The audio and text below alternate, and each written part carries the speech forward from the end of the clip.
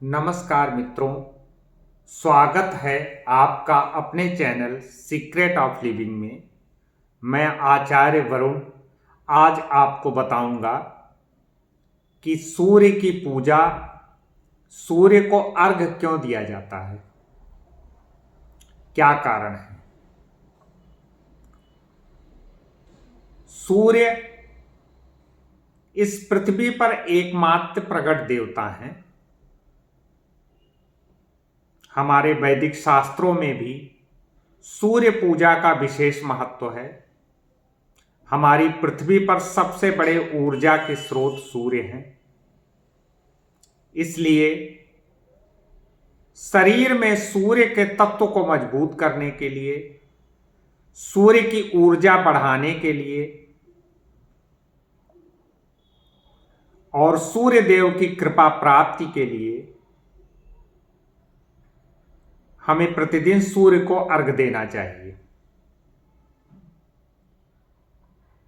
नवग्रहों में सूर्य ग्रहों के राजा के रूप में होते हैं।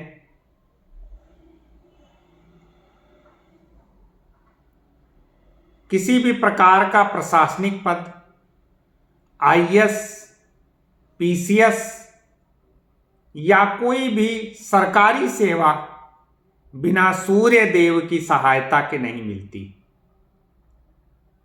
इसलिए प्रशासनिक सेवा को प्राप्त करने के लिए सूर्य को मजबूत करना बहुत आवश्यक है और सूर्य को मजबूती का सर्वाधिक साधन सूर्य को अर्घ्य देना है।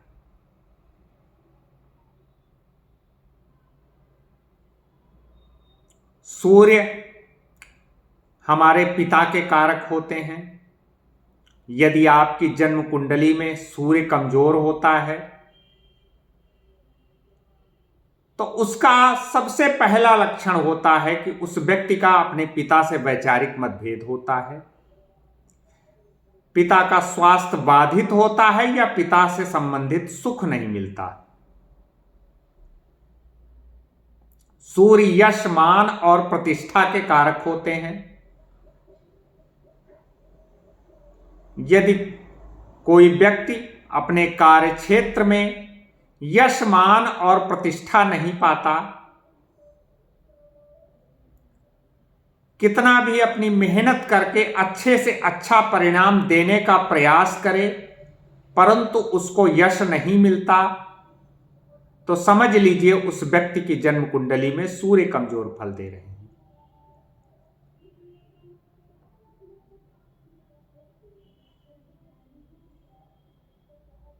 कमजोर सूर्य व्यक्ति को बदनामी देते हैं, बार बार मुंह से थूक आता है, कार्य क्षेत्र बदलता रहता है, अपने कार्य क्षेत्र में स्थिरता नहीं आती। ये सब कमजोर सूर्य के लक्षण हैं। सूर्य को मजबूत करने के लिए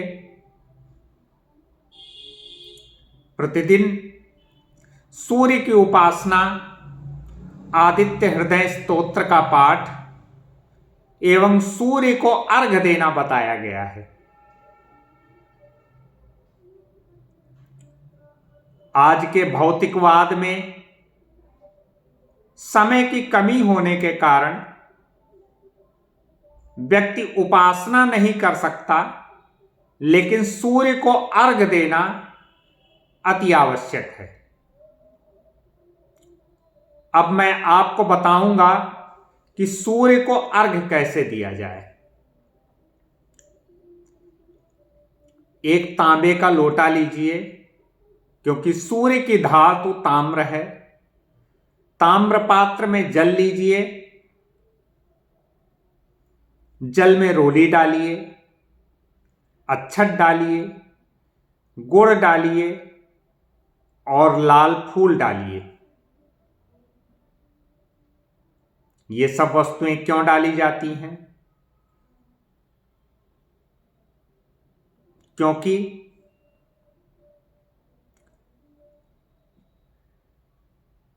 चंदन,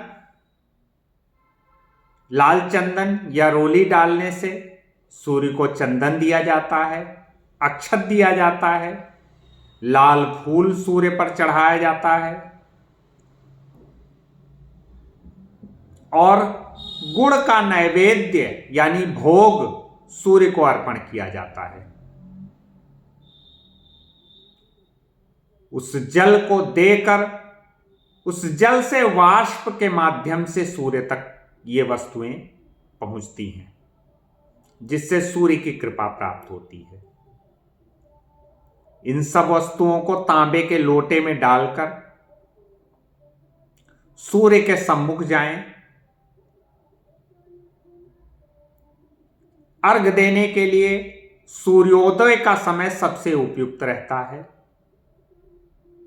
सूर्य के सम्मुख जाकर बाएं पैर को उठाकर एक पैर पे खड़े होकर अपने दोनों हाथों को ऊपर उठाकर एक धार बनाकर सूर्य को अर्घ दीजिए। गायत्री मंत्र का उच्चारण करते जाइए। जो आपकी जलधारा गिर रही हो उसी से सूर्य की रोशनी आपकी आंखों में प्रवेश करती हुई जाए,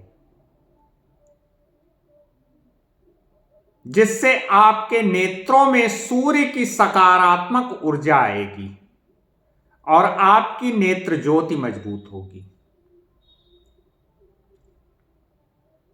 तांबा ऊर्जा का सर्वाधिक सुचालक है। जब आप तांबे के लोटे से सूर्य को अर्घ देंगे तो सूर्य की सकारात्मक ऊर्जा ताम्र धातु के माध्यम से आपके हाथों से होते हुए आपके शरीर को ऊर्जावान करेगी और अर्घ देने के बाद जब आप सूर्य के सम्मुख धूप में 5 से 10 मिनट गुजारेंगे तो सूर्य की सकारात्मक ऊर्जा आपके शरीर को ऊर्जावान बनाएगी और आपके शरीर में सूर्य तत्व को मजबूत करेगी। यदि आपने अपना सूर्य तत्व मजबूत कर लिया तो आपके लिए इस संसार में कुछ भी दुर्लभ नहीं है। वो सुबह की ऊर्जा आपका संचालन सारा दिन करेगी और रात्रि तक आप ऊर्जावान बने रहेंगे।